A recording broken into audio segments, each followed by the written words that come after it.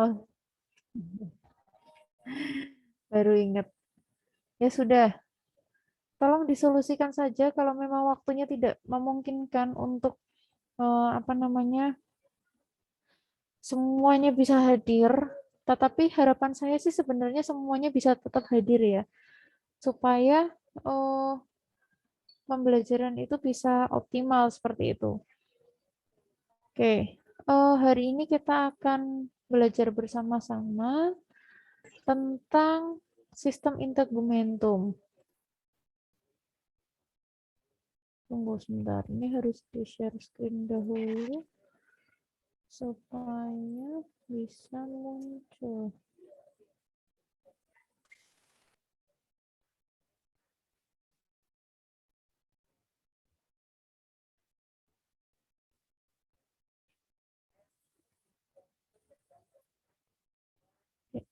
Salah. Bukan yang ini. Sudah muncul? Sudah nampak? Sudah, Ibu. Baik. Baik. Hari ini kita insya Allah akan belajar bersama-sama tentang sistem integumentum. Ada yang tahu dulu sistem integumentum itu belajar tentang apa?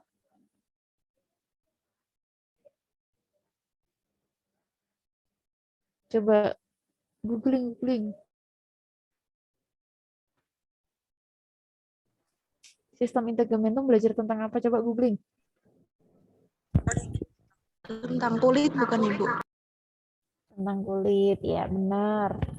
Ini berarti semester 1 ya? Kalian ketemu saya di mata kuliah bahasa Inggris kan ya? Saya Iya, ketemu Bu, kalian betul. baru Iya, Bu. di mata kuliah bahasa Inggris dan ini gitu ya. Oke, mudah-mudahan kita bisa segera bertemu offline gitu ya. Oke. Nah, benar. Tadi ada yang bilang belajar tentang kulit, tetapi ternyata sistem integumentum itu bukan hanya tentang kulit saja. Di sini ada kulit, ada kuku jari tangan dan kaki, ada rambut, dan ada kelenjar-kelenjar di kulit. Kita komponen dari sistem integumentum itu ada 4 itu. Oke, yang pertama adalah kulit. Kulit itu beratnya sekitar 4,5 kg, menutupi area sekitar 1,67 meter persegi pada laki-laki dengan berat badan 75 kg.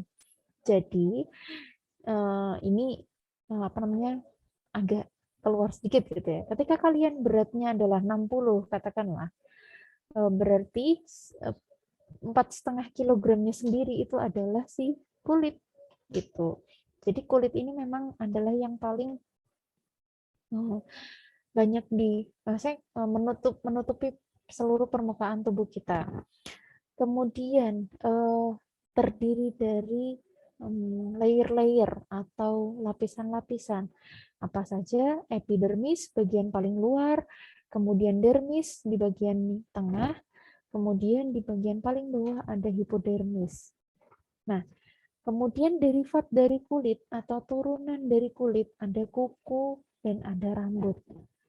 Kuku, jari tangan, dan kaki kita itu sebenarnya adalah spesialisasi kulit pada manusia dan primata lainnya. Kemudian rambut. Rambut itu adalah spesialisasi kulit pada mamalia. Jadi, ada yang suka kucing? Ada yang suka kucing? Ada.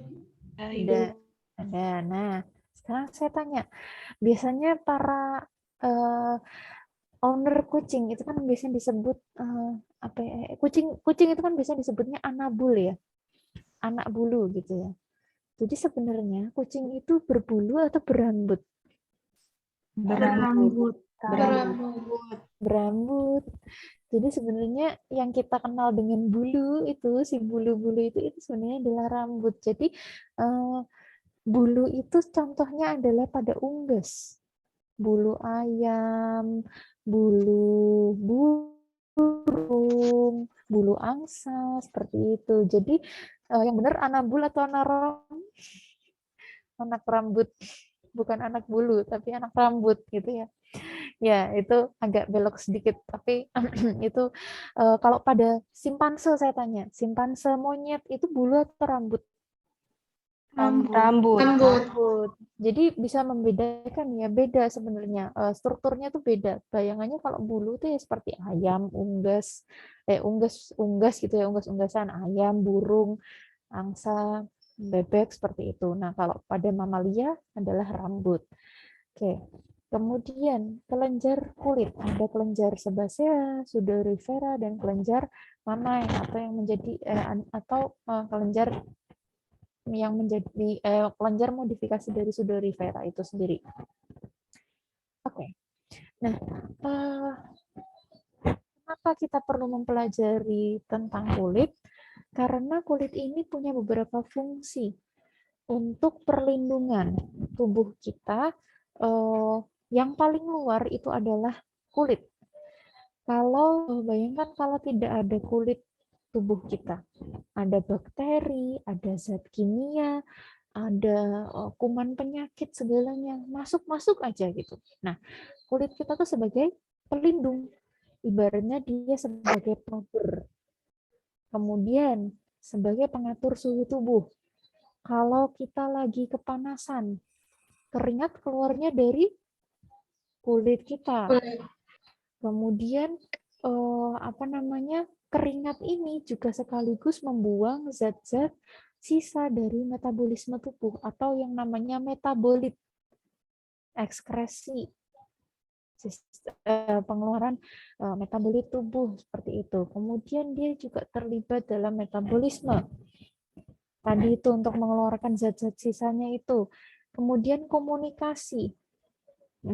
Ibaratnya gini, kalau kita bersentuhan antara kulit dengan kulit, saya bersalaman dengan Mbak Yolanda, saya bisa merasakan tangan Mbak Yolanda ini lagi dingin, grogi mungkin, atau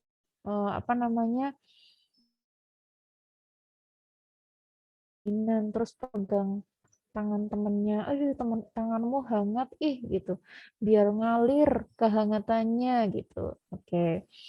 Nah, itu juga bisa menjadi komunikasi gitu antar sentuhan dari kulit dengan kulit seperti itu.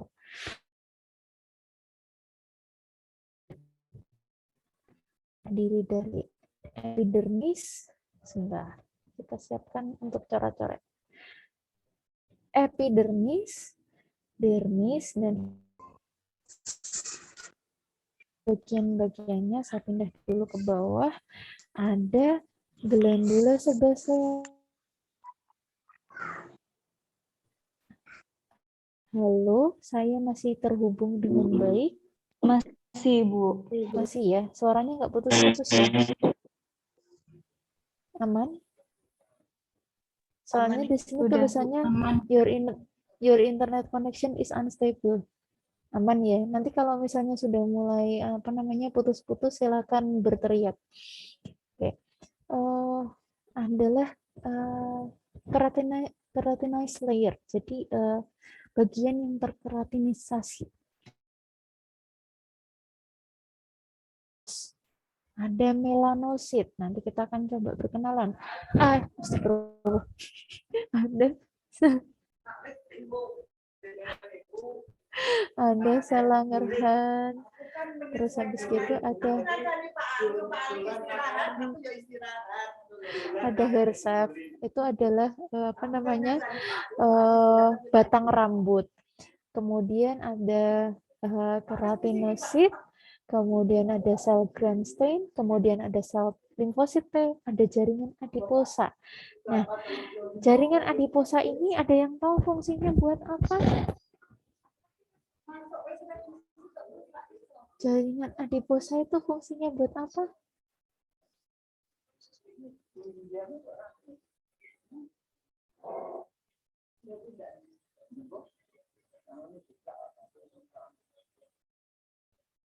Ayo, coba googling. Jaringan adiposa fungsinya buat apa? Menyimpan asam lemak. Nah, penyimpanan lemak. Nah, jadi di sini di bagian ada jaringan adiposa yang warnanya kuning-kuning ini loh. Nah, ini adalah tempat penyimpanan lemak. Kemudian ada kelenjar sweat gland, kelenjar keringat. Kemudian ada reseptor untuk tekanan. Kemudian ada hair follicle atau folikel rambut, kemudian ada saraf, persarafan di sini. Oke, itu gambaran secara umumnya. Nah, kita coba lihat dari lapisan per lapisannya.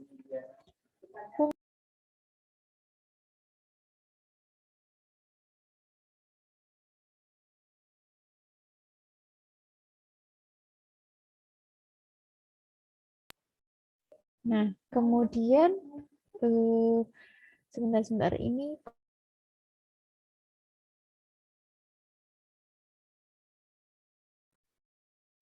kita ya aman ya. Oke. Gambaran histologis kulit. Yang pertama adalah epidermis. Epidermis itu adalah bagian terluar dari kulit, tersusun dari jaringan epitel squamosa bertingkat yang mengalami keratinisasi. Bagian epidermis ini itu adalah bagian yang avaskuler atau tidak punya pembuluh darah. Nah, kalau kalian ketemu istilah seperti ini, coba pahami per katanya. A itu artinya tidak. Vaskuler itu artinya pembuluh darah. Jadi jangan bingung dengan istilah avaskuler. A itu artinya tidak. Vaskuler artinya pembuluh darah, berarti dia tidak punya pembuluh darah. Nah, jaringan epidermis pada bagian telapak kaki, telapak tangan itu dia lebih tebal. Nanti kita lihat bahwa di bagian ini telapak kaki dan telapak tangan yang lebih tebal ini dia lapisannya nambah satu lagi. Kemudian pada ujung jari kulit ini punya pola yang unik, yaitu yang kita kenal dengan sidik jari. Setiap orang punya sidik jari yang berbeda. Seperti itu. Nah, ini adalah gambaran di bawah mikroskopnya gitu ya jaringannya. Yang paling atas ini adalah jaringan ini adalah epidermis ya, dilihat di bawah mikroskop. Kemudian ini adalah bagian yang sel-sel matinya seperti itu. Kelihatan nggak ya? Ini adalah sel-sel yang matinya gitu ya, yang terkeratinisasi. Nah, yang di bagian bawah ini adalah yang bagian basal yang dia nanti akan aktif membelah. Kalau dilihat di bawah di bawah mikroskop seperti ini. Nah, ini maksudnya bukan menjadi kompetensi kita karena kita patologi anatomi seperti itu ya. Tetapi saya tampilkan ini menunjukkan saja kepada kalian bahwa ini loh ketika dilihat di bawah mikroskop seperti ini. Barangkali kalian tertarik. Nah, oke. Ada yang bocor. Oke. Ini siapa yang bocor? Ada teng gitu. Oke. Nah, epidermis itu dibagi lagi. Jaringan epidermis ini dibagi lagi menjadi 5 lapisan. Dari bawah ke atas itu ada stratum germinativum atau basal, kemudian naik lagi layernya stratum spinosum, di mana di sini adalah menjadi awal sintesis keratin, kemudian stratum granulosum atau awal pertandukan, kemudian stratum lucidum, inilah yang membedakan antara lapisan kulit yang tebal di telapak tangan dan telapak kaki dengan yang lainnya. Kemudian stratum corneum atau lapisan tanduk yang paling atas, dan di sini kalau kalian lihat sedikit intip ke sini ada disebut dead keratinosit atau keratinosit yang sudah mati seperti itu. Nah, yang perlu kalian kenal di sini adalah sel dalam semua lapisan kulit ini disebut keratinosit. Kalian kalau ketemu yang belakangnya sit ini bisa jadi itu adalah berhubungan dengan sel. Adiposit berarti sel-sel adiposa. Terus apalagi hepatosit berarti sel-sel hati. Seperti itu. Jadi kalau kalian pusing dengan istilah-istilah apa namanya tuh bahasa Latin seperti itu, jangan pusing dulu, pahami penggalan-penggalan katanya sehingga lebih mudah untuk kalian untuk belajar. Nah, semua sel dalam lapisan-lapisan kulit ini dikatakan keratinosit. Kenapa? Karena dia menyimpan protein keratin. Oke. Kita coba kenalan satu persatu per layernya. Yang pertama adalah stratum germinativum atau basal. Ini dia letaknya paling bawah, paling dasar. Basal, dasar, seperti itulah. Jadi supaya tidak kebalik. Dia adalah lapisan sel tunggal. Selnya berbentuk basal atau kubus. Ini kalian bisa lihat di sini. Bentuknya kotak. Seperti itu. Dia adalah prekursor dari keratinosit. Prekursor apa? Mbak-mbak dan mas-mas? Ada yang tahu prekursor itu apa? Coba googling. Gimana Mbak Antika? Siapa yang ngomong? Mbak Listia ya? Mbak Listia apa Mbak Antika? Saya. Oh iya Mbak Listia. Apa Mbak Listia? Prekursor tuh kayak bentuk belum jadi gitu. Belum jadi. Bahan dasar. Ya, bahan dasar. Terima kasih Mbak Listia. Bahan dasar dari keratinosit.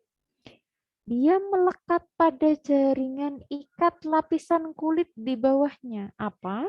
Yaitu adalah dermis. Epidermis kan yang paling luar nih. Nah, bawahnya dermis. Jadi dia si basal layer atau stratum basal ini adalah yang melekat dengan si dermis itu sendiri. Nah, di apa namanya? Lapisan basal ini atau stratum germinativum. Oh iya, kalau kalian bingung antara istilah Latin dengan istilah Indonesia, stratum itu artinya apa? Ada yang tahu nggak stratum istilahnya apa? Itu artinya apa? Strata apa? Strata? Iya. Stratum itu adalah lapisan. Stratum, strata, seperti itu. Jadi jangan pusing ya, stratum germinativum. Kalau saya bilang stratum germinativum atau stratum basal stratum itu artinya strata, lapisan. Jadi lapisan basal, seperti itu. Gitu ya. Jadi kalau belajar anatomi harapannya tidak menjadi momok lagi karena istilah-istilahnya yang kalian bingung gitu ya. Oke, kemudian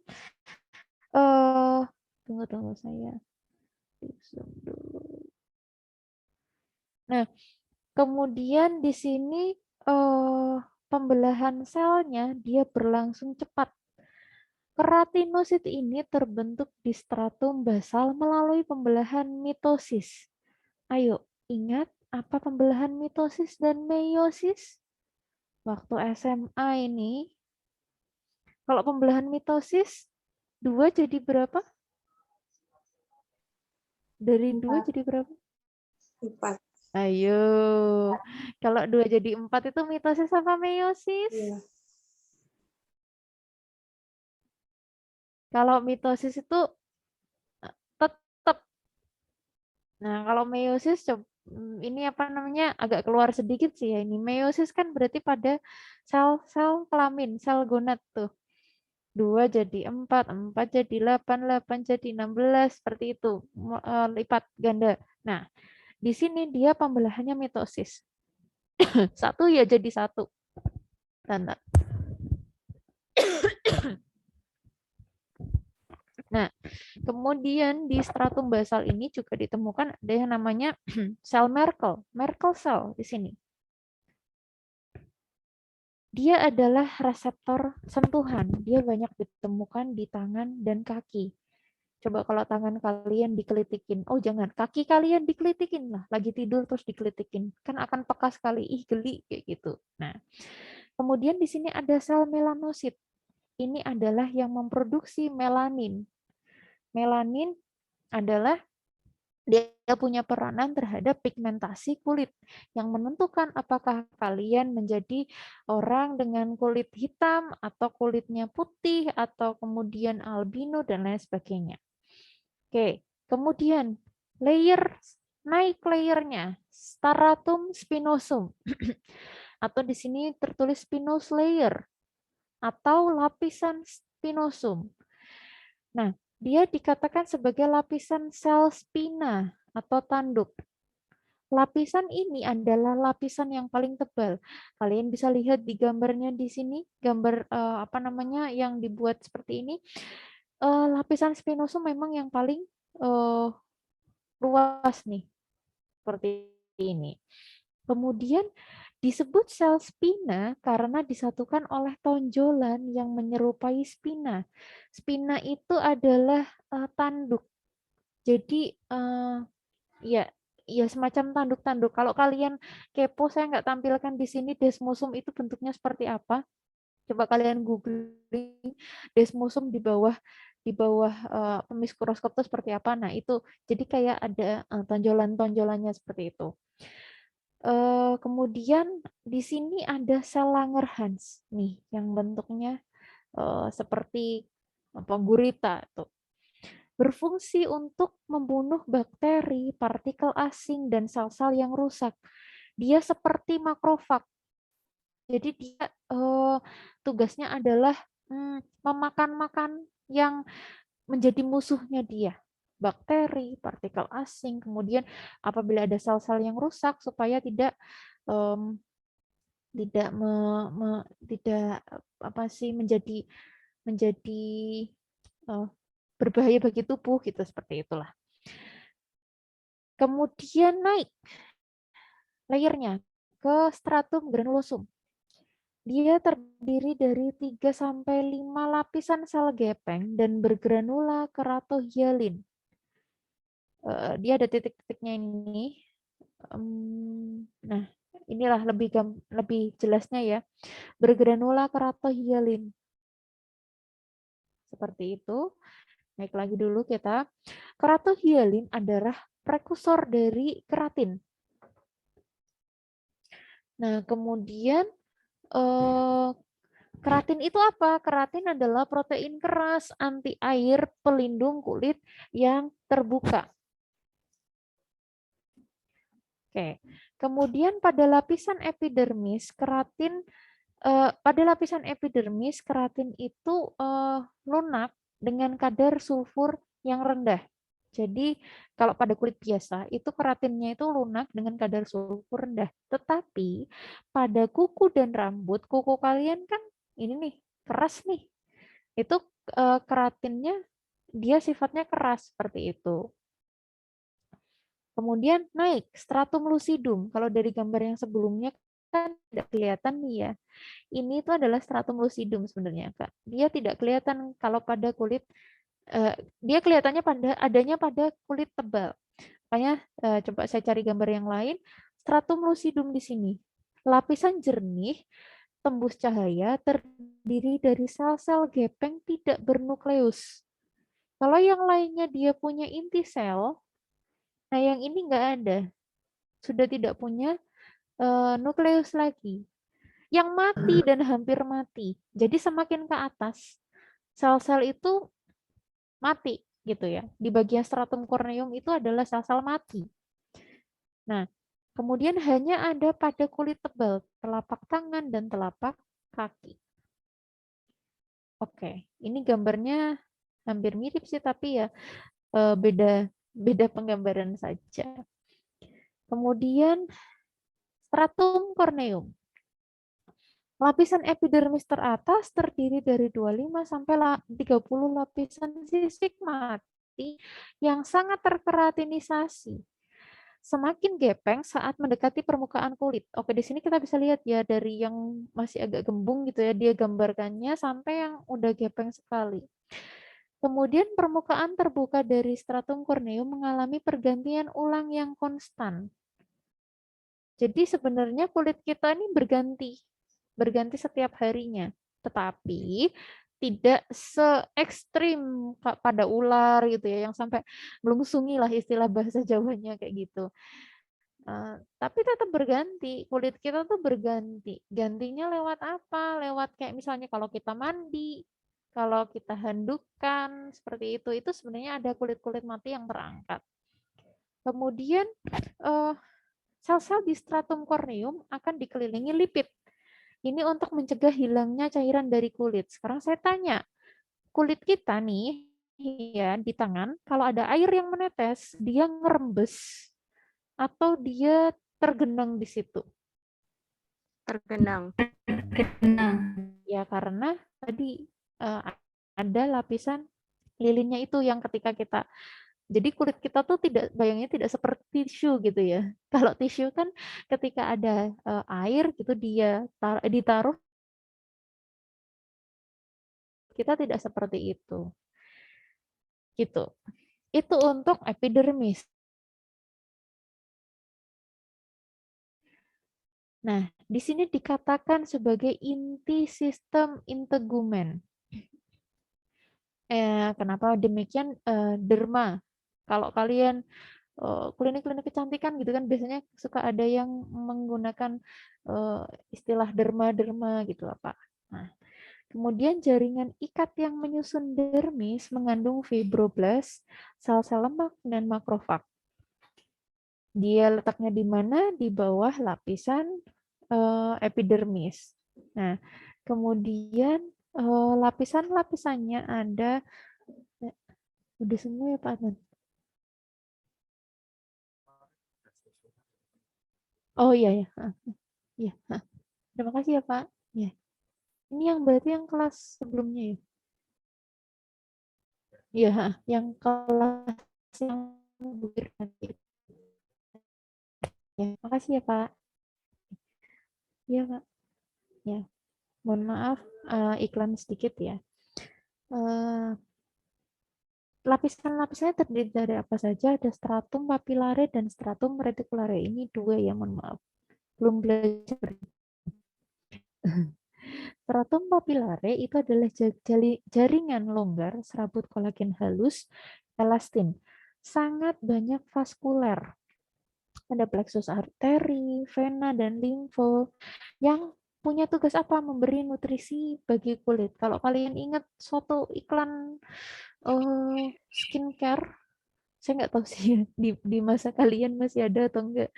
Uh, uh, jangan cuma perut yang dikasih makan, kulit juga dikasih makan gitu. Nggak tahu sekarang masih tayang atau enggak, udah jarang nonton TV saya. Itu, nah jadi ternyata dia si pembuluh-pembuluh darah ini itu punya fungsi memberi nutrisi bagi kulit. Kemudian ada papilla dermis yang mengandung pembuluh darah dan Meissner corpuscle atau apa namanya, saraf Meissner. Kemudian di bawahnya lapisan selanjutnya yaitu stratum reticulare. Dia adalah lapisan yang paling tebal, terdiri dari serabut kolagen kasar dan elastin yang makin tua makin keriput. Pembuluh darah yang ada di sini adalah arteriol. Jadi cabang dari arteri yang paling kecil, arteriol. Kemudian turun ke jaringan bawahnya yaitu hipodermis, jaringan longgar, mengandung lemak, jaringan lemak dengan jumlah bervariasi. Ini tadi kalau kembali ke awal di sini yang dimaksud jaringan lemak itu adalah si adiposa ini, sel-sel adiposa ini. Adanya di mana? Di hipodermis. Kemudian jumlahnya dia akan sangat bergantung pada area tubuh dan keadaan gizi individu. Jadi di daerah mana yang terjadi penumpukan lemaknya itu lebih banyak dibandingkan area yang lain seperti itu. Kemudian dia juga berisi banyak pembuluh darah dan saraf.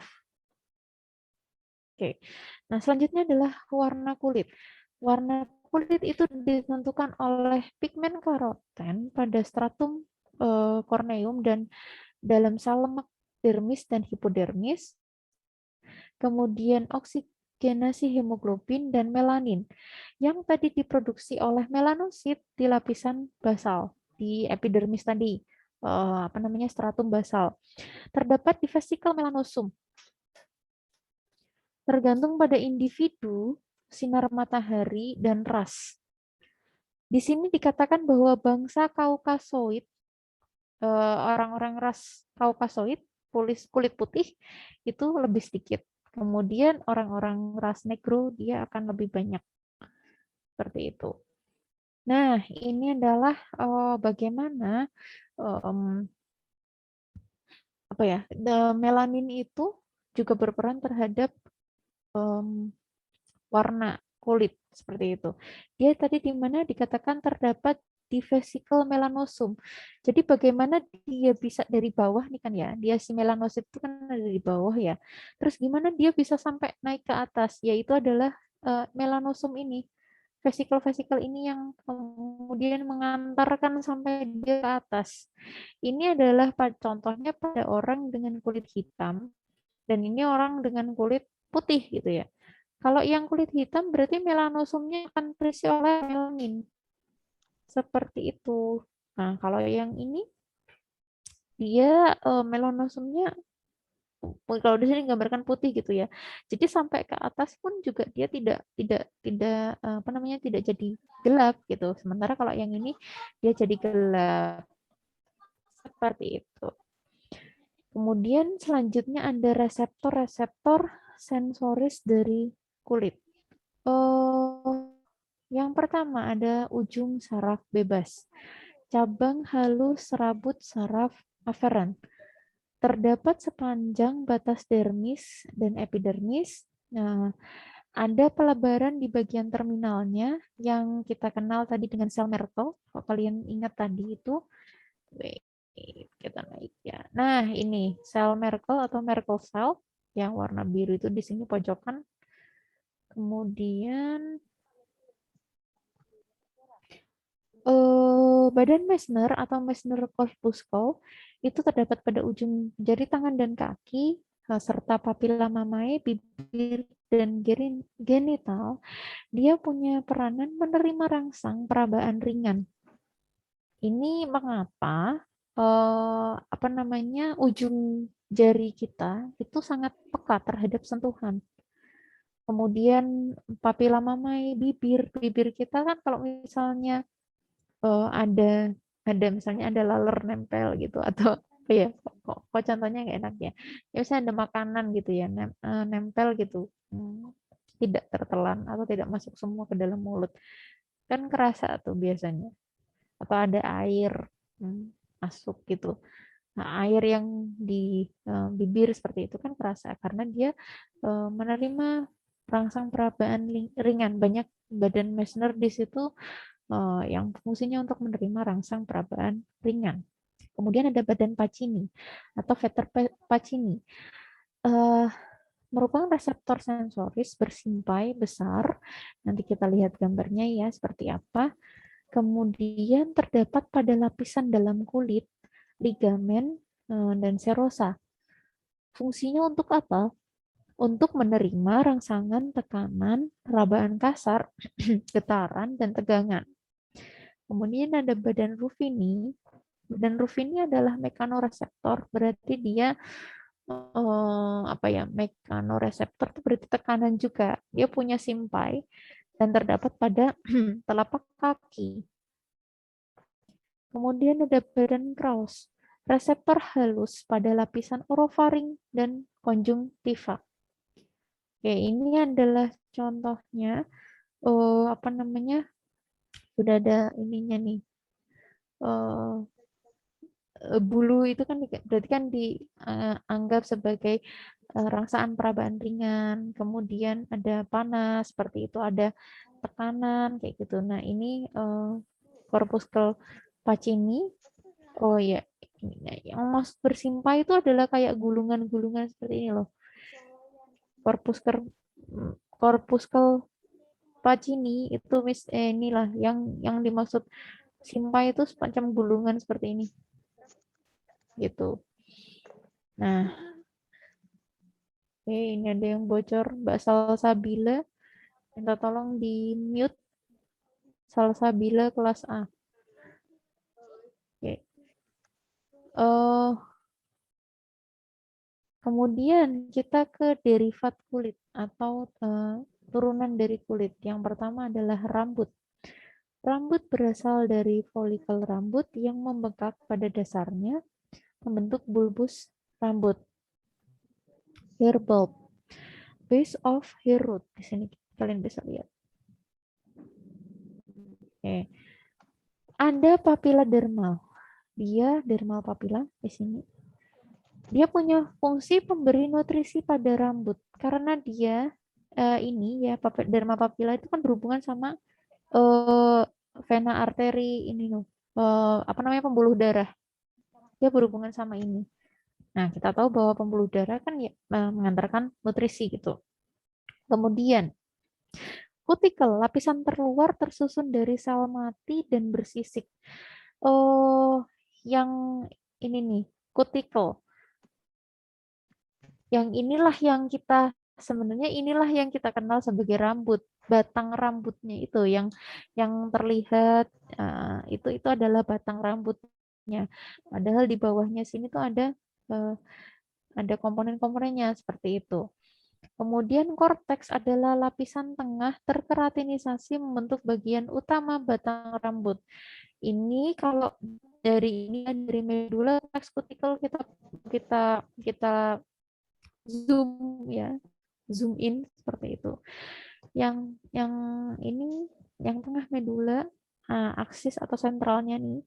Jadi yang paling tengahnya, kemudian lebih luar lagi ada korteks, lapisan tengah yang terkeratinisasi, dan yang paling luar ada kutikel yang mati dan bersisik yang kita bisa raba seperti itu. Itulah yang kita rasakan dari yang paling luar. Padahal sebenarnya itu kalau dibelah lagi gitu ya, terus di sayat itu dalamnya seperti ini. Dalamnya tuh ada lapisan-lapisannya lagi. Seperti itu. Kemudian kuku. Lempeng keratin padat pada ujung jari. Pertumbuhannya eh, dimulai dari matriks kuku. Ini kalau dari gambar A, dari dorsal view itu dari depan seperti itu ya. Nail root itu akarnya kuku itu ada di bawah. Coba kalian lihat apa namanya kuku kalian. Terus ini ada cuticle, eponychium, kemudian ada lunula, kemudian ada badan kukunya yang tengah itu yang kalian lihat. Nah, free edge ini adalah yang kita potongin. Bagian bebasnya ini yang putih ini adalah yang kita potongin itu yang selama ini kita kalau potong kuku itu adalah memotong bagian ini. Seperti itu. Kemudian ini dari potongan lateral. Ini siapa nih yang Mbak Salsabila boleh minta tolong di mute terlebih dahulu. Salsabila kelas Ini dipraktis sama motor. Mbak Salsabila atau ini siapa sih hostnya? Sudah? Oh iya sudah. Oke. Wait. Oke, selanjutnya kita ke kelenjar dari komponen sistem integumentum ini sendiri.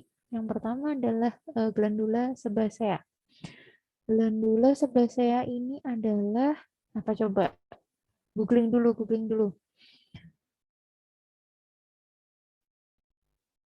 Glandula sebasea apa?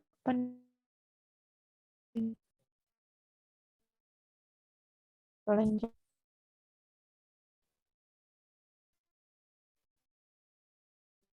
Oh. Kelenjar? Terletak di bawah kulit. Iya, bukan baca ini. Kelenjar apa? Kelenjar apa? Glandula sebasea ini. Kelenjar untuk mengeluarkan sebum. Ya, sebum itu apa? Minyak. Minyak. Berarti dia kelenjar minyak. Seperti itu. Glandula sebasea. Hasilnya apa? Sebum. Sebasea. Hasilnya sebum. Oke. Glandula itu apa artinya? Glandula artinya apa? Kelenjar. Berarti kalau ada glandula sebasea, glandula sudorifera, glandula mamae, nah itu adalah artinya kelenjar apa, seperti itu. Nah, sebasea hasilnya sebum, sebum itu adalah minyak. Kemudian dia merupakan kelenjar kantong di dalam kulit. Terletak di antara folikel rambut dan musculus erector pili. Kita coba lihat, ini adalah sebaceous gland atau glandula sebasea yang warnanya kuning ini, digambarkan warnanya kuning di sini. Dia terletak di antara folikel rambut, hair follicle, ini si rambut ini. Kemudian dia di antara dengan musculus erector pili, ini erector pili-nya. Bentuknya seperti botol, bermuara di dalam folikel rambut. Jadi dia tuh kayak kalau diperas itu akhirnya sebumnya itu keluarnya ke sini. Gitu. Kemudian makanya kenapa rambut kita tuh bisa lepek? Ya karena dia ada si glandula sebasea yang letaknya di sini dan dia mengeluarkan sekresinya ya, sebum ini itu dialirkan ke sini. Kemudian daerah yang paling banyak terdapat di seluruh kulit kecuali telapak tangan dan telapak kaki. Jadi kecuali ada di telapak tangan dan telapak tangan dan telapak kaki kita kan bisa dibilang jarang berminyak gitu ya. Tidak berminyak gitu apa namanya? Kalau di raba-raba gitu kan tidak berminyak ya. Kemudian daerah yang paling banyak ada di atas kepala kita, makanya kenapa kok rambutnya jadi lepek seperti itu, muka, sekitar hidung, mulut, dan telinga. Kemudian kelenjar dan saluran dilapisi oleh sel epitel, sekresinya sebum, hasil degenerasi lemak dan sel-selnya. Sebum dari glandula sebasea akan terperas keluar kelenjar dan masuk ke dalam folikel tiap kontraksi musculus erector pili. Jadi ketika ini apa namanya dia mengalami kontraksi, maka dia sekresinya sebumnya itu akan masuk ke sini. Seperti itu. Nah, selanjutnya ada glandula sudorifera. Kalau tadi kalian gini, kalau kalian bingung antara glandula sudorifera dan glandula sebasea, ingat saja salah satu. Sebasea hasilnya sebum, sebum minyak. Seperti itu. Apa namanya? Berarti yang satunya sudorifera adalah kelenjar keringat. Kelenjar keringat ini secara umum bentuknya bergulung-gulung dengan letak di lapisan dermis bagian dalam. Di lapisan dermis bagian dalam. Kemudian ada dua jenis kelenjarnya, ekrin dan apokrin. Kelenjar ekrin itu bentuknya lebih simpel, bergulung tetapi dia bentuknya lebih simpel. Berada di hampir seluruh bagian tubuh, paling banyak di telapak kaki. Makanya telapak kaki kita kadang suka berkeringat seperti itu. Memiliki saluran langsung ke permukaan kulit. Nah, jadi kalau siapa namanya? Ini yang membedakan antara kelenjar ekrin dan apokrin. Si ekrin itu dia punya ekrin ya. Dia punya saluran langsung ke sini. Jadi ibaratnya dia ngeluarin langsung aja ke permukaan kulit seperti itu. Oh, tadi sampai mana? Mengekspresikan air dan elektrolit. Kemudian selanjutnya ada kelenjar apokrin. Ukurannya lebih besar, dia bercabang dan mengekspresikan zat-zatnya mengandung lemak, protein, dan steroid. Jadi bukan mengekspresikan minyak ya, beda kalau apa namanya sebasea ini kan tadi pure sebum gitu ya. Degenerasi sel lemak asalnya. Sementara kalau ini tuh kelenjar keringat menghasilkan zat-zat yang berminyak, tapi bukan menghasilkan minyak, mengandung lemak, protein, dan steroid. Jadi mengandung itu. Dengan bau yang khas, salurannya menuju ke folikel rambut. Ini, salurannya menuju ke folikel rambut. Kelenjar apokrin terdapat pada daerah aksilar dan perianal. Labia mayor pada perempuan, puting dan areola di sekitar puting. Jadi dia tuh kayak keringetan tapi agak berminyak sedikit. Seperti itulah ya gambarannya mungkin. Oke, demikian pemaparan dari saya terkait sistem integumentum ini. Terima kasih. Selanjutnya, apakah ada yang perlu didiskusikan dulu? Bu, izin bertanya boleh? Bertanya. Bentar, saya ambil kertas dulu.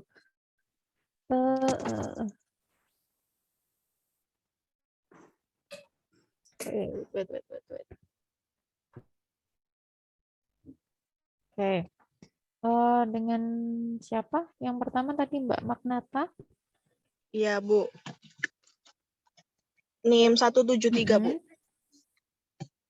Saya mau bertanya, cara menutrisi kulit itu ada yang melalui suplemen khusus kulit gitu, ada yang mencerahkan, ada yang lain-lain.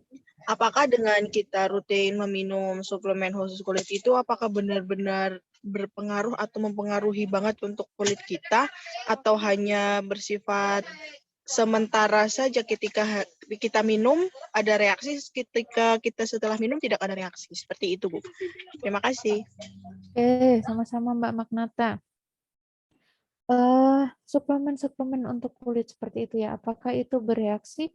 Ya, gini, prinsipnya kan tadi diminum gitu ya, diminum kita asup tujuannya untuk menutrisi kulit. Kalau ditanya menutrisi sementara atau tidak, ya iya Mbak, karena kan dia tujuannya untuk menutrisi kulit ya gitu. Tetapi kalau dibilang permanen atau tidak, kita kembali lagi ke status gizi kita bagaimana, kemudian apa yang kita asup selain itu. Jadi kan karena gini, yang dinamakan dia kan suplemen ya. Suplemen itu kan sifatnya tambahan. Kalau ternyata status gizi kita sendiri saja tidak baik ya, ibaratnya jadi kayak percuma gitu loh Mbak. Jadi menurut saya sih status gizi kita dulu baik, kemudian kita mengasup makanan. Sebenarnya kalaupun tidak pakai suplemen ya, mengasup sayuran, buah-buahan secara rutin, kemudian air jangan lupa, nutrisi kulit lewat air juga bisa gitu loh. Jadi jangan terpaku harus saya harus pakai suplemen A, B, C, D, E gitu. Begitu Mbak Agnata. Terima kasih. Sama-sama. Oke. Ada lagi? Saya Ibu izin bertanya. Oke, silakan Mbak Gusti Fatima. Iya Bu, saya NIM 176. Ya, silakan. Apakah suara saya terdengar jelas sih Bu? Terdengar Mbak. Ya, tadi kan ada disebutkan mengenai berat kulit kan ya Ibu. Nah, apakah ada perbedaan mengenai berat misalnya yang memiliki kulit tebal dan kulit tipis? Oke. Itu. Oke. Ya. Ya, terima kasih Mbak Gusti. Memiliki kulit tebal dan kulit tipis itu maksudnya gimana Mbak?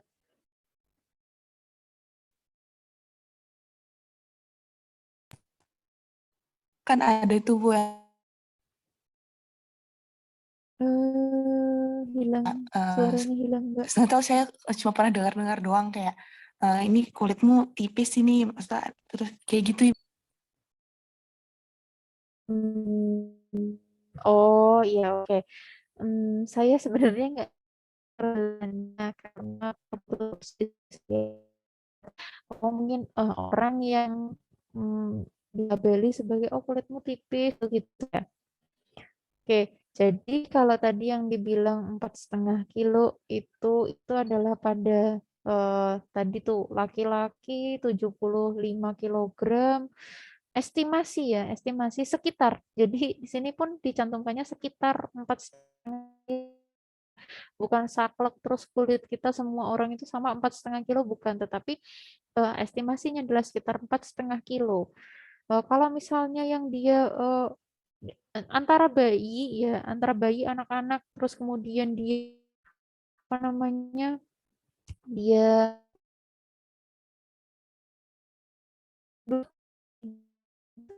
begitu sekitar 4 kilo, nggak sak angkanya. Apa begitu yang Mbak Gusti maksud? Maaf, tadi saya sempat keluar jadi nggak dengar Oh, penjelasannya. oke. Ya, saya ulang ya, Mbak. Jadi gini, eh berat 4,5 kilo kulit itu tidak, bukan saklek, bukan angka saklek, tapi sekitar 4,5 kilo. Kalau tadi dituliskan di slide itu adalah pada laki-laki berat 75 kilogram. Ya, kalau berat itu kemudian antara laki-laki dan perempuan berbeda, kemudian apa namanya, antara anak-anak, dewasa, bayi, seperti itu kan juga berbeda. Jadi bukan angka yang mutlak seperti itu, Mbak Gusti. Apakah menjawab? Sebab tadi itu saya juga mendengarnya putus-putus, Mbak. Oh iya Ibu, benar sih yang kayak apa namanya, kayak yang tadi Ibu udah bilang sebelumnya kan, kayak yang dilabelin kulit tipis atau tebal lagi gitu. Ya sudah, makanya. Iya, bukan angka saklek kok, Mbak. Jadi Oh kalau ya, memang dia apa namanya, dia beratnya kurang kurang dari 75 pun juga tidak, bisa jadi tidak 4,5 kilo gitu loh. Gitu Mbak Gusti, baik semoga Ibu, menjawab terima kasih. Ya ya. Bu. Maaf, Ibu izin bertanya. Silakan Mbak Fatima Azahra, ya habis itu baru Mbak Antika ya. Itu Bu, Iya, Bu. untuk kulit seperti kulit telapak tangan itu kan tidak berminyak kan Bu. Lalu bagaimana dengan orang yang kulitnya itu mudah berair? Itu karena faktor apa ya Bu? Terima kasih. Mbak sebentar, saya coba ulang pertanyaannya ya Mbak. Barangkali saya salah nangkap. Tangan yang berair, Iya, atau coba Mbak Fatima diulangi pertanyaannya Mbak. untuk kulit Maaf. yang kulit telapak tangan orang yang mudah berair itu karena faktor apa ya Bu? Oh oke. Terima Ya, kasih. sama-sama Mbak Fatima. Ya, ini saya coba jawab sepengetahuan saya ya. Ada mitos yang berkembang bahwa orang kalau basah itu kan penyakit jantung dan lain sebagainya gitu ya. Ya, Mbak Fitria mau ngawurnya kenceng banget. Ya mungkin sering dengan mitos itu. Jadi begini, sebenarnya ketika kita tangan yang basah berkeringat itu kan ada hubungannya sama anxiety, kecemasan seperti itu gitu kan ya. Ada banyak faktornya. Jadi bukan hanya itu, bukan menjadi oh berarti kalau dia tangannya mudah basah itu ada gangguan pada jantungnya, bukan seperti itu sih, tapi ada banyak faktor yang menyebabkan tangan jadi basah. Emang suhunya panas, kemudian dia ada kecemasan. Kecemasan itu juga bisa menimbulkan tangan kita menjadi basah gitu. Eh, tapi cuma tangan doang ya ini. Posisinya cuma tangan doang, bukan keringetan gitu, keringetan seluruh tubuh. Iya, kecemasan itu bisa berhubungan dengan itu. Jadi bukan terus menjadi mitos bahwa oh dia gangguan jantung seperti itu. Gitu Mbak, kalau yang sepengetahuan saya. Baik Bu, terima kasih. Sama-sama. Tadi Mbak siapa? Antika. Christian. Ya Bu, saya mau tanya, itu Gimana kok Mbak Antika? ada ya, kan ada orang yang luka di kaki gitu kan Bu. Ya. Itu kok sembuhnya lama banget gitu ya Bu. Bukan udah sembuh, cuman bekasnya tuh nggak bisa hilang gitu loh. Oke. Itu kenapa ya? Oke. Oke. Terima kasih Mbak Antika. Ini sebenarnya kalau udah bicara luka, itu adalah bicara patologis ya. Luka di kaki itu gini. Ini agak overlap sedikit sama materi mungkin patogenesis seperti itu. Kalau S1 dapat patogenesis. Ketika ketika luka, ya gampangnya ini contohnya lukanya apa Mbak? Misalnya kena knalpot gitu ya. Kena knalpot itu kan berarti kan ada burn, terbakar. Stage dari burn itu sendiri itu ada stage itu ada stage-nya sendiri-sendiri. Nah, sampai mana dia kedalaman lukanya itu akan berpengaruh terhadap regenerasi kulitnya. Jadi kalau dia lukanya dalam, ya regenerasinya lama, Mbak. Jadi ada yang hilang, ada yang cepat hilangnya, ada yang enggak. Kalau misalnya kita cuma lukanya kegores gitu doang, kan ya sehari 2 hari hilang gitu ya. Sementara kalau lukanya itu sampai dalam seperti itu yang mungkin butuh waktu yang lama seperti itu untuk dia kembali ke bentuk kulit yang normal, yang kulit yang di sekitarnya yang normal seperti itu, Mbak Antika. Apakah cukup menjelaskan? Ya Bu, udah paham. Berarti nggak karena punya penyakit dalam kan Bu, kayak banyak yang bilang ini nggak bisa sembuh gara-gara ada diabetes gitu loh Bu. Oke. Diabetes mempengaruhi Mbak. Ketika orang dengan diabetes itu mempengaruhi dia orang dengan diabetes itu kalau luka dia akan lebih lama untuk kembalinya. Tetapi kita ya jangan langsung terus judge ke situ gitu. Tetapi memang lihat lagi lukanya itu seberapa dalamnya gitu, seberapa dia merusak bagian mananya. Kan ada layer epidermis, dermis, dan hipodermis seperti itu.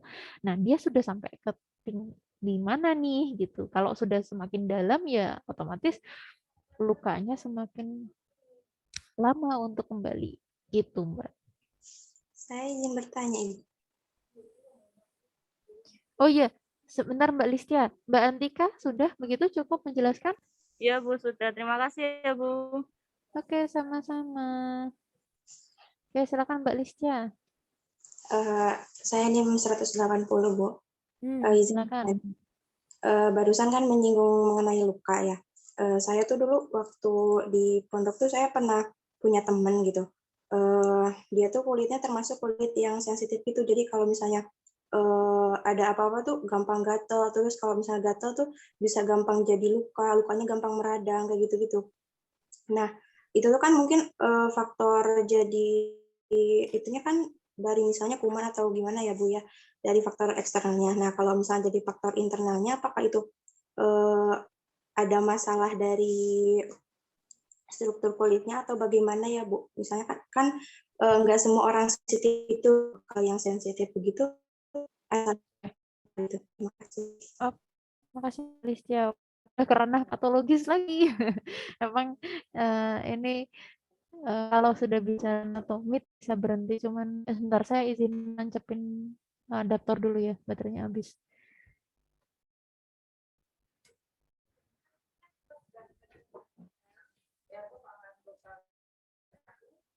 Cek.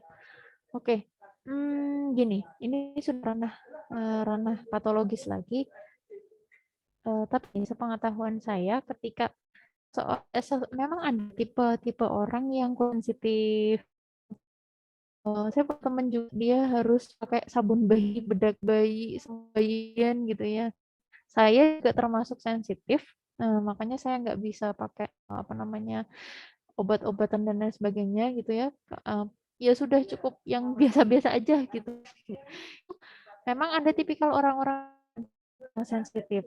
Kalau saya tanya dia ada penyakit tertentu atau tidak, atau struktur pertama kalau ditanya struktur kulitnya dia apa namanya marah atau tidak, ya enggak, karena struktur kulit ya begitu. Epidermis, dermis, hipodermis seperti itu. Struktur kulitnya mah sama. Tetapi sensitivitas dari masing-masing orang itu kan ada pengaruh dari imunitas tubuhnya. Kita sudah bicara manusia, itu bicara sistemik loh ya. Apa namanya? Ada pengaruh dari imunitas tubuhnya, kemudian apakah imunoglobulinnya itu lebih mudah terangsang atau tidak, dikit-dikit gatal gitu. Kalau misalnya sudah sampai gampang infeksi, itu berarti kan mungkin gini, sebenarnya infeksi itu jadi gimana sih, kalau dia digaruk ya, dan digaruk luka, terus habis itu kemasukan bakteri, nah udahlah jadi infeksi lah, itu yang jadi nanti jadi koreng-koreng dan lain sebagainya, itu arahnya ke situ. Nah tapi Mbak, nah kalau dari dalamnya, dari apa dia ada penyakit atau enggak, itu saya tidak bisa bilang, karena ya apakah dia status gizinya baik atau tidak, bagaimana status kesehatannya dia juga sangat mempengaruhi gitu. Kembali lagi, kalau status gizinya baik kan berarti nutrisi yang dialirkan ke kulit juga banyak kan, bagus kan. Berarti kan kulitnya sehat tuh, gitu. Itu Mbak Listia mungkin yang bisa saya jelaskan. Oh iya Bu, berarti pengaruhnya itu jadi dari imunitas, status gizi, sama sensitivitasnya doang ya? Apa Mbak pelangi? Apa Mbak tadi? Berarti pengaruhnya itu faktor. Oh, pengaruhnya. Jadi Iya. dari imunitas, terus status gizinya juga, sama dari sensitivitasnya aja gitu. Iya, ada banyak faktor yang mempengaruhi, Mbak. Tapi bukan, maksudnya gini, kita tidak bisa judgmental, oh apa namanya, oh berarti ada penyakit nih, gitu. Kayak tadi, apa namanya, lukanya nggak sembuh-sembuh karena dia ada diabetes. Ya kita coba lihat dulu emang dia ada diabetes atau enggak gitu. Kalau ada diabetes itu akan memperlama, faktor penyembuhan itu akan memperlama. Tapi kalau posisi dia sehat, terus dikatakan kulitnya sensitif, ya iya, imunitas dia gimana gitu ya, apa dia sensitivitasnya IgE-nya seperti itu lebih mudah tertrigger. Kalau orang alergian orang alergian itu kan berarti kan dia mudah tertrigger kan ya, misalnya alerginya yang tipe gatal-gatal kayak gitu. Saya juga tipikal orang yang alergian, pernah tuh saya udara dingin ya, nggak ada hujan nggak ada angin, tahu-tahu gatal semua.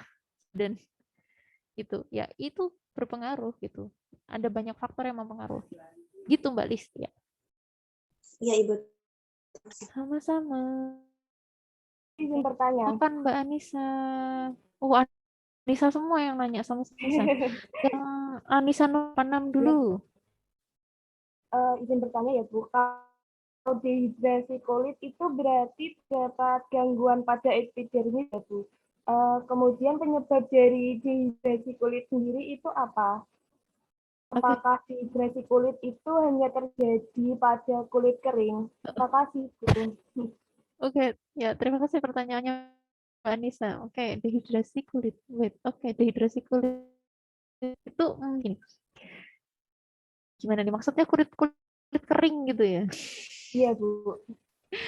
Oke, ya yang membuat kita itu sehat, yang membuat kulit kita jadi kinclong, itu kan ada banyak faktor ya Mbak. Salah satunya adalah nutrisi itu sendiri. Nah, kalau misalnya seseorang yang kurang minum, kan berarti tidak, nutrisinya tidak ya.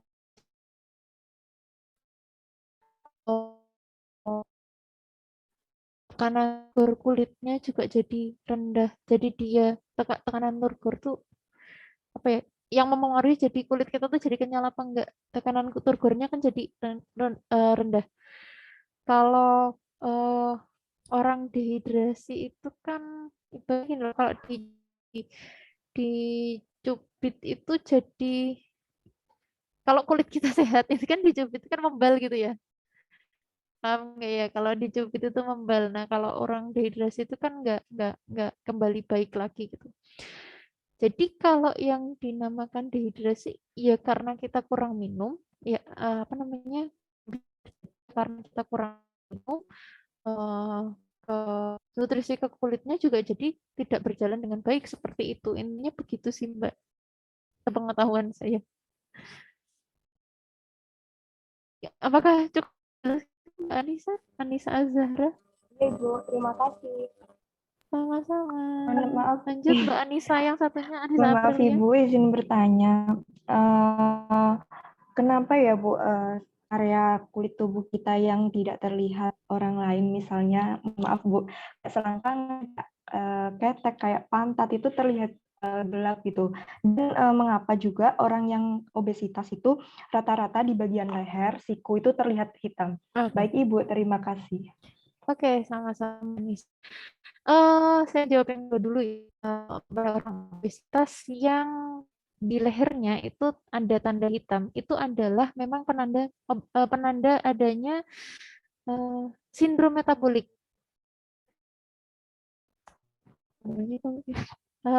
Sebentar, saya tiba-tiba blank sama namanya. Ada namanya Mbak. Emang itu dia penanda. Jadi orang obesitas nih ya, kalau dia adanya resistensi insulin, nanti mungkin seiring ini kalian masih semester 1 ya, seiring dengan kalian belajar, itu adalah penanda dari terjadinya resistensi insulin. Resistensi insulin salah satu dari apa namanya, sindrom metabolik. Ada namanya, cuman saya tiba-tiba blank Mbak. Kalau orang obesitas itu si lehernya itu mau dibersihin kayak apa ya nggak bisa Mbak, karena itu adalah penanda, karena itu adalah memang karena dia resistensi insulin jadi begitu gitu. Kemudian di area-area yang tidak terlihat lebih gelap itu memang apa ya, sepengetahuan saya kalau nggak salah itu karena memang pigmentasinya di situ lebih tinggi seperti itu. Cuman ya itu bukan, maksudnya bukan mutlak gitu ya, mutlak pada semua orang memang terlihat lebih gelap, bisa dicerahkan, yaitu ada banyak caranya yang alami dengan cara jeruk nipis kalau nggak saya nggak salah ingat itu kan memberikan vitamin, semacam memberikan suplai vitamin C seperti itu gitu kan ya, gitu Mbak. Yang menarik yang ini sih, yang area di tengkuk leher itu nanti coba dicari ya, ada istilahnya kok Mbak, saya lupa tiba-tiba. Itu nggak bisa. Jadi kalau anak nih, kalau kalian lihat anak kecil gitu ya, anak kecil yang gendut sekali, kadang-kadang lehernya kelihatan hitam gitu ya, itu mau dibersihin kayak apapun, itu bukan gitu, mau dibersihin apapun, digosok gitu nggak bisa, karena itu berarti dia sudah terjadi resistensi insulin. Makanya kalau kalian punya teman yang apa namanya obesitas seperti itu, dan dia sudah sampai ada penanda hitam di leher, ya itu berarti dia ada gangguan pada insulinnya seperti itu. Baik Ibu, izin bertanya lagi. Oh iya boleh. Kan tadi pada jaringan hipodermis itu mengandung jaringan lemak dengan jumlah variasi bergantung pada area tubuh dan keadaan individu. Jadi maka jika bergantung keadaan gizi individu kan jenis kulit kita itu ada yang kering, normal, sama berminyak. Nah itu tuh apakah dengan memperbaiki pola makan itu kan sangat berpengaruh ya Bu. Namun dengan pengalaman yang saya lihat kayak mengamati orang-orang itu banyak yang tidak berpola makan sehat, hanya mengandalkan dengan meminum kolagen kayak gitu, tapi mereka bisa mempunyai kulit yang sehat, dan itu apakah berdampak pada kesehatan kulit kita jangka panjang gitu Bu? Baik Bu. Oke. Ya, terima kasih Mbak Anissa. Yang saya ini sebenarnya mengandung dua pertanyaan yang berbeda. Yang pertama dulu ya, di jaringan hipodermis itu tadi ada jaringan adiposa, bergantung pada status gizi dan area tubuh. Maksudnya gimana? Maksudnya gini, kalau orang berarti banyak Mbak, berarti kan dia simpanan jaringan adiposanya aku bergantung gini, di perut itu lipatan-lipatan yang di apa namanya, ketika kulit kita bisa dilipat, berarti kan bisa dilipat sampai lipat-lipat itu kan berarti apa namanya, jaringan adiposanya banyak. Apalagi kalau dia gendut seperti itu. Sama orang yang kurus, yang status gizinya kurang seperti itu. Nah, kan beda tuh simpanan lemaknya. Itu yang pertama. Yang kedua tadi apa Mbak Iya? Oh, mengandalkan minum kolagen, suplemen dan lain sebagainya seperti itu. Oke. Mungkin konteksnya sama dengan yang tadi pertama bertanya Mbak Magnata ya, suplemen. Jadi sebenarnya gini, kalau ditanya dia berdampak apa tidak berdampak saat dia mengkonsumsinya. Tetapi kalau dia tidak apa namanya, tidak mengimbangi dengan asupannya yang baik, kemudian apa ya, ketika dia tidak mengkonsumsi sudah kembali lagi kepada aslinya. Sebenarnya kan dia juga fungsinya dia minum suplemen-suplemen itu kan juga membantu menutrisi kulit gitu kan ya. Tetapi kalau dia tidak meminum itu dan dia tidak menjaga asupan gizinya, ya sudah kembali lagi ke posisi yang kulit yang sebenarnya seperti itu. Gitu. Kalau misal sama ketika kita melakukan perawatan macam-macam kulit itu, ketika tidak melakukan perawatan kan ya sudah kembali lagi. Kalau memang kita tidak menjaga asupan gizi yang baik gitu, misalnya makan sayur dan buah aja nggak mau, misalnya seperti itu. Dan berarti tidak ada vitamin dan mineral. Seperti itu ya, karena vitamin dan mineral juga berperan bagi kulit. Berperan bagi kulit yang baik seperti itu ya, kulit yang shining, shimmering, splendid gitu. Nah, kalau dia makan sayur dan buah aja nggak mau, tapi dia rajin perawatan, ya ketika dia tidak perawatan ya kembali lagi seperti itu. Prinsipnya seperti itu. Gitu Mbak Anissa, mungkin yang bisa saya jawab. Baik, berarti itu tidak permanen ya Bu kalau tidak dijaga. Ya, semuanya butuh istiqomah Mbak. Ya. Nah, tingkat istiqomahnya itu sama kayak kita skincare-an kan ya juga. Sebenarnya skincare-an niatnya apa sih? Niatnya adalah memberikan perawatan bagi apa yang dititipkan Allah kepada kita gitu kan. Kalau menjadi kinclong, jadi shining, shimmering dan splendid itu adalah bonus gitu ya. Gitu saja sih. Baik Ibu, tadi yang untuk kulit leher yang hitam itu namanya acanthosis ya. nigricans. Acanthosis Betul Bu? nigricans. Iya benar. Ya, Acanthosis nigricans. ya. Ya, terima kasih Mbak sudah di-googling. Ya, sama-sama Ibu. Ya, memberi makan untuk kepoan. Kepo, acanthosis nigricans. Benar. Gitu. Ibu, mohon maaf saya izin bertanya. Oke, Mbak Hanafiah dulu ya. Iya, saya mendapatkan informasi katanya warna kulit yang lebih gelap itu cenderung terhindar dari paparan sinar matahari atau sinar UV karena memiliki melanin kulit yang lebih tebal. Nah, apakah orang yang memiliki warna kulit gelap itu tetap membutuhkan tabir surya buat menghindari sinar UV atau enggak ya, Bu? Oke. Orang yang hitam itu akan lebih terhindar dari paparan matahari.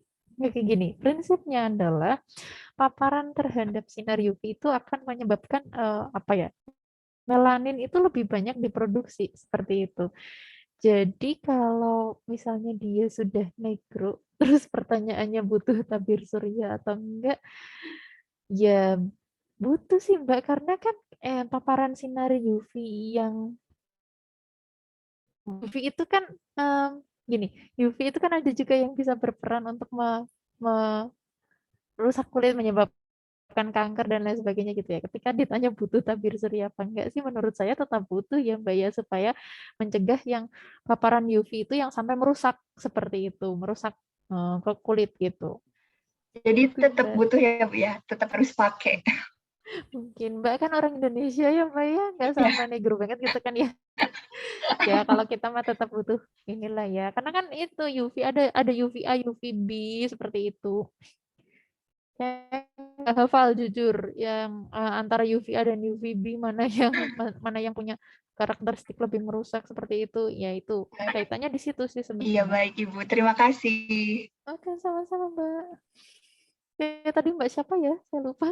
Saya Ibu izin Mbak bertanya. Ayu, iya silakan Mbak Ayu. Sebelumnya mohon maaf Ibu, mungkin saya masih di kelenjar ini ya Ibu. Kan kelenjar keringat ada 2, ekrin dan apokrin. Pada kelenjar apokrin menyalurkan hasil sekresinya ke folikel rambut ya. Ya. Terus pada kelenjar minyak itu terletak di dalam folikel rambut. Apakah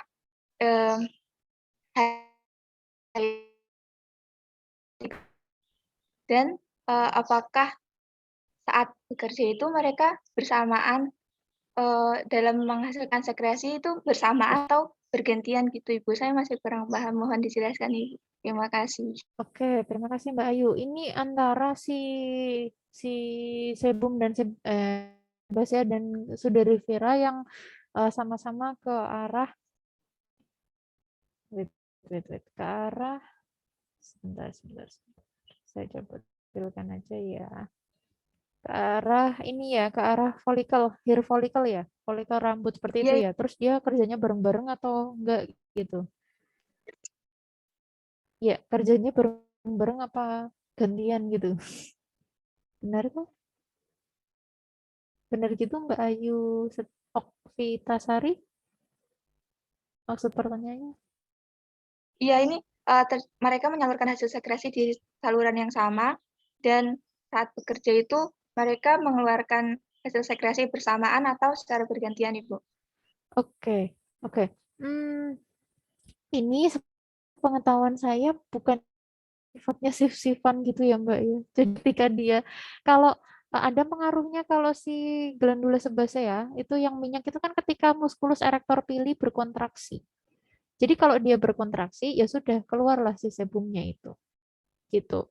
Kalau si kelenjar apokrin itu dia tidak ada tidak ada keterangan kapannya gitu sih, maksudnya kapannya berkontraksi. Tapi mungkin nanti coba saya carikan ini lagi ya, maksudnya saya coba validasi lewat jurnal lagi. Tetapi sepengetahuan saya, prinsip kalau si sebasea itu dia kayak ketika gini, kalau musculus erector pili dia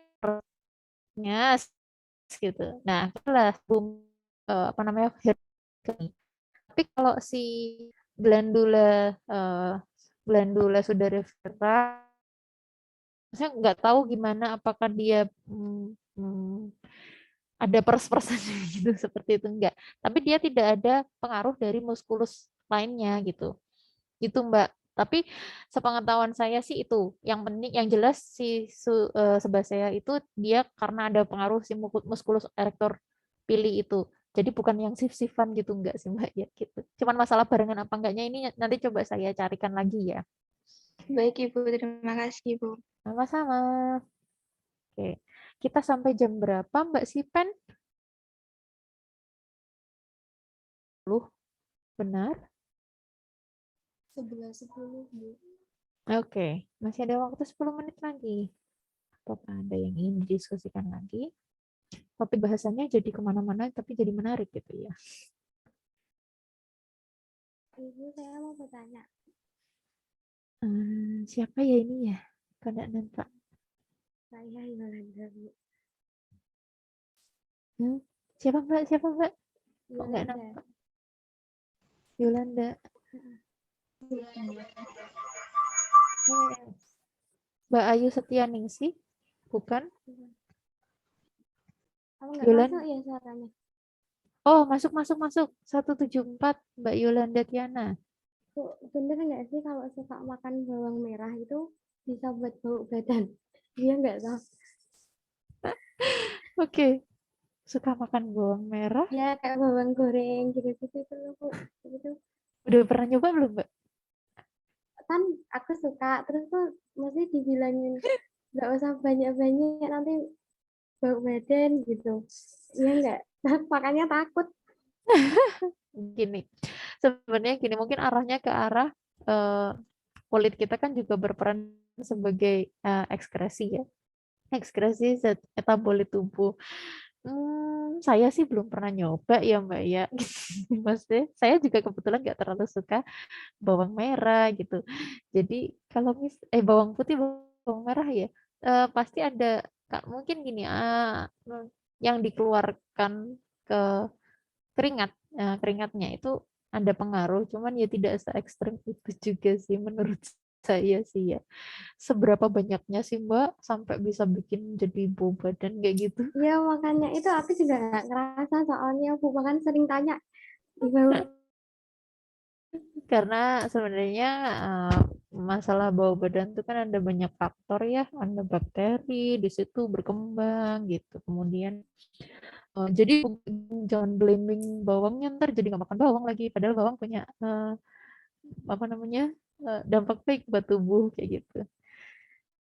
Gitu saya rasa mungkin ada ya kalau pengaruhnya, ditanya pengaruhnya ada karena kan kaitannya dengan ekskresinya itu ya, ekskresinya lewat keringat. Cuman seberapa banyak sih sampai bisa menyebabkan bau badan gitu kan, seberapa banyak makannya. Terus em, banyak faktor yang menyebabkan bau badan gitu, ada keringat, kemudian aktivitas yang memang berlebih seperti itu gitu Mbak. Mungkin yang sepengetahuan saya begitu Mbak Yolanda. Baik, Bu, terima kasih. Sama.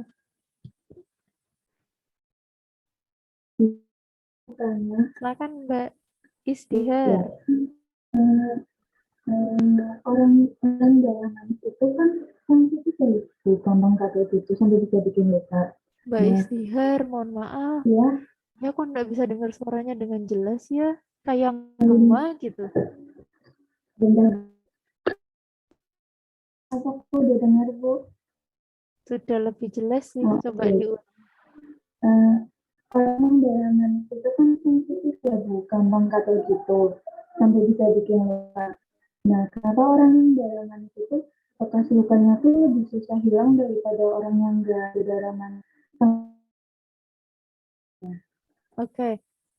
Orang dengan apa, Mbak? Yang bekas lukanya? Orang dengan? Darah manis. Darah manis? Yang kayak luka gitu loh, Bu, gampang luka sama gatal-gatal. Orang dengan darah manis? Iya, saya tuh lihat di Twitter gitu tuh banyak orang yang ngirim, terus dia bilang kalau buat ngilangin luka darah manis tuh gimana tuh gitu. Oke, saya belum pernah dengar istilah darah manis, Mbak. Kalau diabetes sih iya, tapi ini bukan darah manis juga ya, Mbak ya? Enggak tahu, Ibu. Oke, nah gini. Luka-luka gitu. Oke, gini sebenarnya kalau kalian ini juga mengajari kalian berpikir kritis ya ketika kalian sudah seorang mahasiswa gizi gitu ya, akademisi gitu ya. Nah, ketika ada info yang seperti itu, coba kalian validasi darah manis itu apa sih gitu. Saya kok belum pernah dengar ya istilah darah manis. Mungkin kalau diabetes, gimana Mbak Istihar? Kalau saya lihat di Google sih prurigo, Bu. Prurigo atau darah manis gitu. Coba saya cek ya.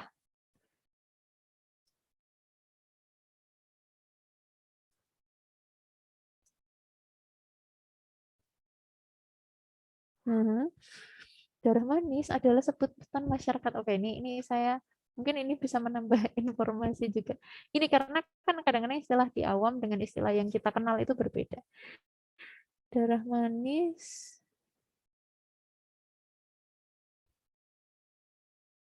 gatal pada kulit. Darah manis adalah sebutan masyarakat awam untuk menggambarkan kulit gatal, mudah luka dan berdarah serta meninggalkan bekas kehitaman. Oke. Oke, ini sebenarnya patologis sih ya, sudah ke arah patologis. Kulit membuat kulit tampak lebih gelap dan mengalami penebalan.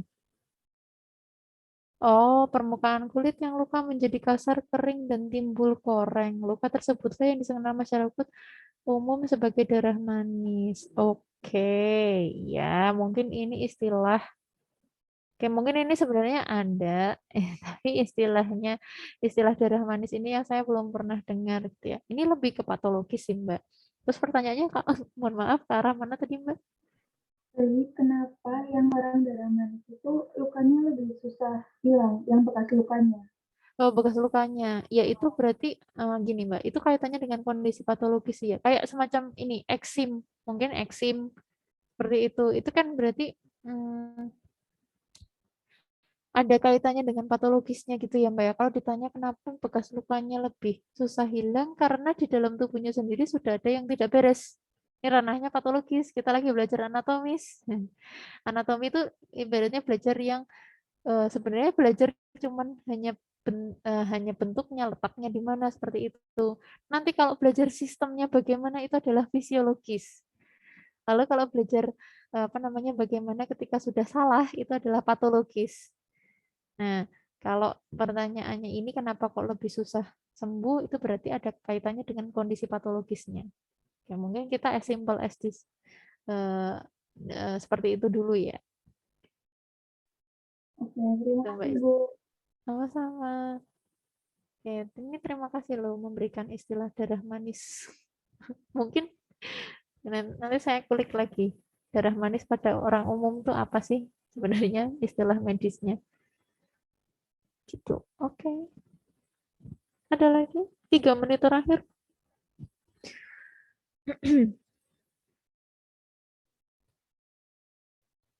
Mbak Faiza. Itu adiknya atau gimana, Mbak? Iya Bu, adiknya Bu. Emang suka gitu Bu, ngikut sukanya. Iya ya, nanti diajarin ya sistem integumentum. Iya Bu. Maaf ya Bu. Oke, saya kira anaknya. Iya ya, oke. Tidak ada. Kita cukupkan. Ya, baik. Terima kasih untuk Mbak-mbak dan Mas-mas yang sudah hadir pada pagi hari ini, pada perkuliahan pagi hari ini. Semoga apa yang kita pelajari bersama pada pagi hari ini bisa membawa kebermanfaatan untuk kita semua. Mohon maaf apabila ada yang kurang berkenan. Wassalamualaikum warahmatullahi wabarakatuh. Waalaikumsalam warahmatullahi wabarakatuh. Terima kasih Bu. Terima kasih Bu.